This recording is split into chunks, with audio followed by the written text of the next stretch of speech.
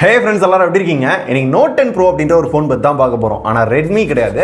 Infinix Note 10 Pro அப்படின்ற இந்த phone தான். சோ இந்த ஃபோனோட விலை 17000 ரூபாய். 17000 ரூபாய்க்கு எக்கச்சக்க சூப்பரான ஃபீச்சர்ஸ்லாம் கொடுத்திருக்க மாதிரி தெரியுது.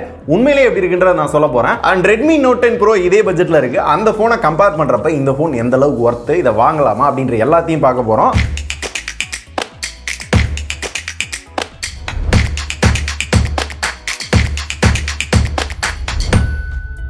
Infinix recent time பாத்தீங்க அப்படினா ஓரளவு நல்ல ஃபோன்ஸா லான்ச் பண்ணிட்டு இருக்காங்க. ப்ராசஸரை முக்கியமா சேஞ்ச் பண்ணிருக்காங்க. அந்த வகையில இதுலயும் நிறைய விஷயங்கள் சூப்பரா கொடுத்திருக்காங்க.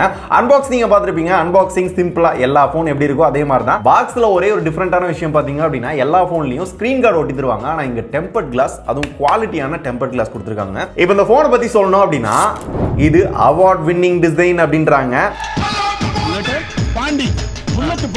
ஸோ இது மாதிரி நான் நிறைய ஃபோன் ஆல்ரெடி பார்த்துருக்கேன். லைட்டாக ஒரு கிரேடியன்ட் டிசைனில் கலராக மாறும்.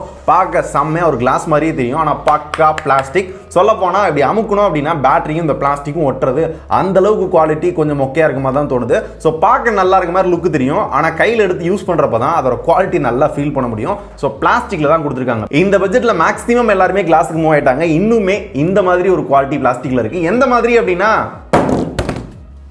இந்த மாதிரி நாங்கள் என்ன பண்ணோம் அப்படின்னா ஷூட்லாம் எடுக்கிறப்ப அது உடையுதா அப்படின்னு டெஸ்ட் பண்ணி பார்த்தோம். ஓரளவு ஓகேவான குவாலிட்டி மட்டும் தான் இருக்கு. லைட்டாக குட்டி குட்டி ஸ்கிராச்சஸ் சொல்லுது. ஆனால் கையில் எடுக்கிறப்ப பார்த்தீங்க அப்படின்னா ஒரு பெரிய ஃபோன் எடுக்கிற மாதிரி ஃபீல் ஆகும். ஏன்னா 6.95 இன்ச்சில் ஃபுல் HD ப்ளஸ் டிஸ்பிளே கொடுத்துருக்காங்க. 90 Hz ரெஃப்ரெஷிங் ரேட் இருக்கு. 180 Hz பார்த்தீங்க அப்படின்னா டச் சாம்பிளிங் வந்து கொடுத்துருக்காங்க. இது யூஸ் பண்றப்போ ஓரளவு ஸ்மூத்தாக இருக்கு. ஆனால் 90 Hz இருக்க இன்னொரு ஃபோனோட கம்பேர் பண்ணோம் அப்படின்னா ஸ்லைட்டா அந்த ஃபீல் வந்து கிடைக்கலையோ அப்படின்ற மாதிரி ஃபீல் ஆகுது. இன்னும் கொஞ்சம் அந்த ஆப்டிமைசேஷன் பெட்டரா வேணும். 480 நிட்ஸ் பார்த்தீங்க அப்படின்னா அதோட பிரைட்னஸ் கொடுத்துருக்காங்க. பிரைட்னஸ் நல்லா இருக்க மாதிரி தெரியும். அவுட்டோர் கொண்டு போனீங்க அப்படின்னா நல்ல உத்து தான் பார்க்கணும். Infinix Note 10 ஒரு 5000 ரூபாய் 6000 ரூபாய் கம்மியான போன்ல இதை விட பெட்டரான டிஸ்ப்ளே, நல்ல பிரைட்டான டிஸ்ப்ளே கொடுத்திருந்தாங்க. அதை கம்பேர் பண்றப்ப கலர்ஸ், கான்ட்ராஸ்ட், அதோட பிரைட்னஸ் எல்லாமே கொஞ்சம் கம்மியா இருக்குமா தான் தோணுது. டிஸ்ப்ளே இன்னும் கொஞ்சம் பெட்டரா கொடுத்திருக்கணும். இந்த பட்ஜெட்ல 120 Hz refreshing rate, AMOLED display, full HD plus resolution இது எல்லாமே தராங்க. அதை கம்பேர் பண்றப்ப சைஸ் வேணா பெருசா இருந்தாலும் குவாலிட்டி அந்த அளவுக்கு பெருசா இல்ல. இதை முட்டு கொடுக்கிறதுக்கு என்ன சொல்றாங்க அப்படின்னா இதுல வைட் ஒன் L1 சப்போர்ட் இருக்கு. டேய் இதெல்லாம் எல்லா போன்லயும் இப்ப ரீசெண்டா கொடுக்கிறது தான். நெக் டைனோரெக்ஸ் ப்ரொடெக்ஷன் கொடுத்திருக்கோம். டேய்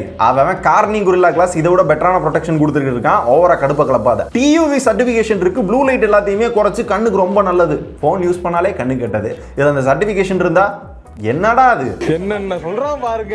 சோ ஓவராலா டிஸ்ப்ளே ஓகே அப்படின்ற ரேஞ்சுக்கு தான் இருக்கு. இதை விட இந்த பட்ஜெட்ல பெட்டரான டிஸ்ப்ளே இருக்கு. அடுத்து இந்த போன்ல பர்ஃபார்மன்ஸ்க்காக பாத்தீங்க அப்படின்னா MediaTek G95 கொடுத்திருக்காங்க. உண்மையிலே பாராட்டலாம். இதுக்கு முன்னாடி வந்த எல்லா போன்லயும் மொக்க பண்ணிருப்பாங்க ப்ராசஸரை. இப்போ ரீசெண்டா வந்து ஒரு 4-5 போன்ல பாத்தீங்க அப்படின்னா ப்ராசஸர் நல்லாவே கொடுத்திருக்காங்க. பர்ஃபார்மன்ஸ்மே பாத்தீங்க அப்படின்னா ஹெவி யூஸ் அண்ட் எல்லாத்துலயுமே பாத்தீங்க அப்படின்னா ஓரளவு நல்லாவே இருக்கு. காரணம் இதுல UFS 2.2 கொடுத்திருக்காங்க. அதோட காம்பினேஷனா பாத்தீங்க அப்படின்னா பர்ஃபார்மன்ஸ் ஃபிளாக் ஆகுறது, பிரச்சனை ஆகுது, அந்த மாதிரிலாம் பிரச்சனை இல்ல. கேமிங்கும் நல்லாவே இருக்கு. Antutu பாத்தீங்க அப்படின்னா 3,60,000 மேல தான் வந்திருக்கு. அதை கம்பேர் பண்றப்ப இந்த பட்ஜெட்ல எல்லா போனும் எந்த அளவுக்கு பெர்ஃபார்ம் பண்ணுமோ அந்த அளவுக்கு ஓரளவு காம்படிட்டிவா பண்ணிருக்காங்க. சோ பர்ஃபார்மன்ஸ்ல பெருசா குறைகள் கிடையாது. ரொம்ப அதிகமா ஹெவியா யூஸ் பண்றப்ப மட்டும் ஹேங் ஆகுது. அது ஏன்றது தெரியல. ஆனா கொஞ்ச நேரத்துல ரிசால்வ் ஆகுது. இன்னும் கொஞ்சம் இம்ப்ரூவ் பண்ணும். ஆக்சுவலா பாத்தீங்க அப்படின்னா ஓரளவு இம்ப்ரூவ் பண்ணிருக்காங்க. லைட்டா இதையும் சரி பண்ணாங்க அப்படின்னா இன்னும் கொஞ்சம் நல்லா இருக்கும். அடுத்து இந்த போன்ல என்னதான் கொடுத்திருக்காங்க அப்படின்னு பாக்குறதுக்கு முன்னாடி நம்ம சேனலை சப்ஸ்கிரைப் பண்ணல அப்படின்னா பண்ணிக்கோங்க. பண்ணவங்க பக்கத்துல ஒரு பெல் ஐகான் இருக்கும். அதை பிரஸ் பண்ணி ஆல் அப்படின்னு கொடுத்தீங்கன்னா இந்த மாதிரி என்ன வீடியோஸ் கிவ் அவே போட்டாலும் நீங்க தான் ஃபர்ஸ்ட் பாப்பீங்க. அப்புறம் எனக்கு கொஞ்சம் சர்ப்ரைசிங்கா இருந்தது பாத்தீங்கன்னா அதோட கேமரா. ஹார்ட்வேர்ல மட்டும் 64 மெகா பிக்சல் மெயின் கேமரா, என்ன சென்சார்ன்றத சொல்ல மாட்டாங்க. 8 mega pixel ultra wide angle. So இன்ஃபினிக்ஸ்ல அல்ட்ரா வைட் ஆங்கிள் அப்படின்ற ஒரு கேள்வி தான் உங்க எல்லாத்துக்குமே வரும். 2 mega pixel depth, 2 mega pixel black and white sensor. பார்க்க நம்ம 6 கேமரா செட்டப் மாதிரியே தெரியும். ஆக்சுவலா பாத்தீங்க அப்படின்னா 4 கேமரா தான். ஒரு இதை வந்து க்ளோஸ் பண்ணி வச்சிருப்பாங்க. இன்னொன்னு பாத்தீங்க அப்படின்னா ஃபிளாஷ் லைட். அப்படியே ஃப்ரண்ட்ல பார்த்தோம்னா நடுவுல ஒரு பொட்டு வச்ச மாதிரி குட்டியூன்னு punch hole camera. 16 mega pixel selfie camera. 16 mega pixel அப்படின்னு போட்டோ நல்லா இருக்கும் அப்படின்னு பாத்தீங்கன்னா செல்ஃபி போட்டோ எல்லாமே கொஞ்சம் பரவாயில்லாம தான் இருக்கு. அது லோ லைட்லாம் எடுத்தீங்க அப்படின்னா அந்த அளவுக்கு சிறப்பா இல்ல. சரி பியூட்டி மோடாவது போட்டு நல்லா கொஞ்சம் அழகா காட்டலாம் அப்படின்னு பார்த்தோம்னா புள்ளியா தெரியும். சோ போட்டோ செல்ஃபில அந்த அளவுக்கு சிறப்பா இல்ல. ஒரே அட்வான்டேஜ் என்ன அப்படின்னா பேக் கேமரால என்னென்ன ஃபீச்சர்ஸ் இருக்கும் அது எல்லாமே ஃப்ரண்ட் கேமரால இருக்கும். பேக் கேமரால அப்படி என்னதான் இருக்கு அப்படின்னு பார்த்தோம்னா 4K 30 FPS ல வீடியோ எடுக்கலாம். ஐ டிராக்கிங் ஒரு 20,000 ரூபாய் 25,000 ரூபாய் போன்ல இருக்க ஃபீச்சர் இங்க கொடுத்திருக்காங்க. அந்த அளவுக்கு பர்ஃபெக்ட்டா இல்லனாலும் ஓரளவு எடுக்க முடியுது. அண்ட் பேக்ரவுண்ட பிளர் பண்ணி அந்த போர்ட்ரேட் வீடியோ பாத்தீங்க அப்படின்னா இதுல இன்னும் கொஞ்சம் பாத்தீங்க அப்படின்னா அந்த ஆப்டிமைசேஷனை பெட்டர் பண்ணிருக்காங்க. அந்த எட்ஜஸ் எல்லாமே அந்த அளவுக்கு சிறப்பா இல்லைனாலும் ஓரளவு பாக்குறதுக்கு பரவாயில்லாம இருக்கு. அண்ட் இதுல 10x ல ஜூம் பண்ணி போட்டோ எடுக்கலாம்னாங்க. 10x ல ஜூம் பண்ணி எடுத்த போட்டோவை பாருங்க. சும்மா எடுக்கலாம் அப்படின்ற ஒரு பேருக்கு மட்டும் தான் இருக்கே தவிர மிச்சப்படலாம் எதுவுமே கிடையாது. 17 சீன் டிடெக்ஷன் இருக்கு அப்படின்னாங்க, அது ஓரளவு பரவாயில்லாம இருக்கு. அண்ட் ப்ரோ மோட் இருக்கு, கஸ்டம் போர்ட்ரேட் இருக்கு, அண்ட் ஏஆர் எமோஜிஸ் பாத்தீங்க அப்படின்னா கொஞ்சம் அனிமேட்டடா இந்த மாதிரி வந்து கொடுத்துருக்காங்க. இது பார்க்கறது கொஞ்சம் இன்ட்ரெஸ்டிங்கா இருக்கு. என்னதான் கேமரால இவ்வளோ ஃபீச்சர்ஸ் கொடுத்தாலும் கேமரா அவுட்புட் பாத்தீங்க அப்படின்னா பரவாயில்ல அப்படின்ற ரேஞ்சுக்கு தான் இருக்கு. இதே பட்ஜெட்ல ரெட்மி நோட் 10 கம்பேர் பண்ணீங்க அப்படின்னா அதுல இன்னும் பெட்டரான அவுட்புட் கிடைக்கும். ஸோ சொல்ல போனா கேமரா அந்த அளவுக்கு சிறப்பா இல்ல, வெறும் ஹார்ட்வேரை பாக்குறப்ப வேற லெவலா இருக்கு, செம்ம. இது ரெட்மியை தூக்கி சாப்பிடும் போலே அப்படின்ற மாதிரி நம்ம நினைச்சாலும் ரியாலிட்டி பார்த்தீங்கன்னா அந்த மாதிரி இல்லை. அடுத்து இன்ஃபினிக்ஸ் ஃபோன் வாங்குற நிறைய பேருக்கு ஒரு குறை என்னவா இருக்கும் அப்படின்னா, இந்த ஃபோனில் ஃபாஸ்ட் சார்ஜிங் கொடுத்தா நல்லா இருக்கும் அப்படின்னு எதிர்பார்ப்பீங்க. ஸோ இந்த ஃபோனில் 33 வாட் ஃபாஸ்ட் சார்ஜிங் சப்போர்ட் இருக்கு. டைப் சி போர்ட் கொடுத்துருக்காங்க. டைப் சி கொடுத்தாலும் இயர்ஃபோன் ஜாக்கும் இருக்கு. அண்ட் 5000 mAh பேட்டரி கொடுத்துருக்காங்க. இதை சார்ஜ் பண்ண எல்லா 33 வாட் சார்ஜர் மாதிரி இதுவும் 1.5 மணி நேரத்துல வந்து 1.5 மணி நேரம் சார்ஜ் பண்ண முடியுது.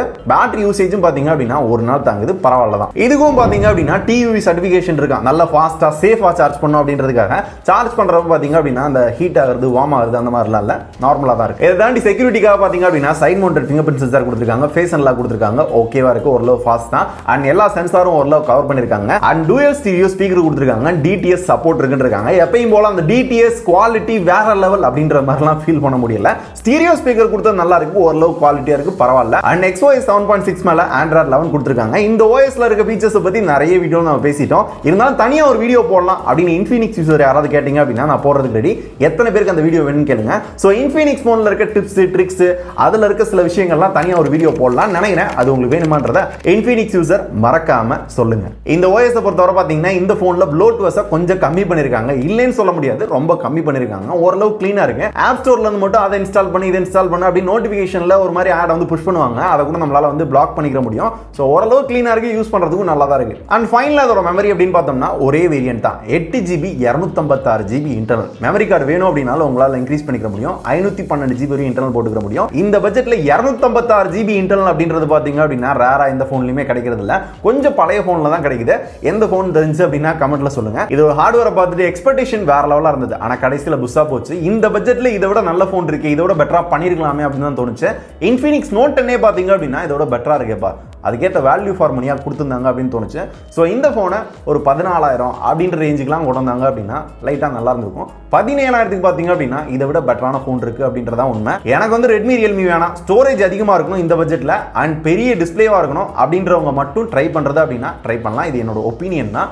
அண்ட் பண்ணலாமா வேணாமா அப்படின்ற முடிவை நீங்களே எடுத்துக்கோங்க. எப்பயும் போல இதான் என்னோட ரிவ்யூ. இந்த போன் பத்தி வேற ஏதாவது டவுட் இருக்கு அப்படின்னா கேளுங்க. நான் சொன்ன எல்லாமே கரெக்டா இருந்துச்சு, ஜென்யூனா இருந்துச்சு அப்படின்னா மறக்காம தட்டி விடுங்க. இதே மாதிரி சூப்பரான வீடியோல நாளைக்கு வந்து உங்களை பார்க்குறேன். டாடா, பை பை, நன்றி, வணக்கம், see you.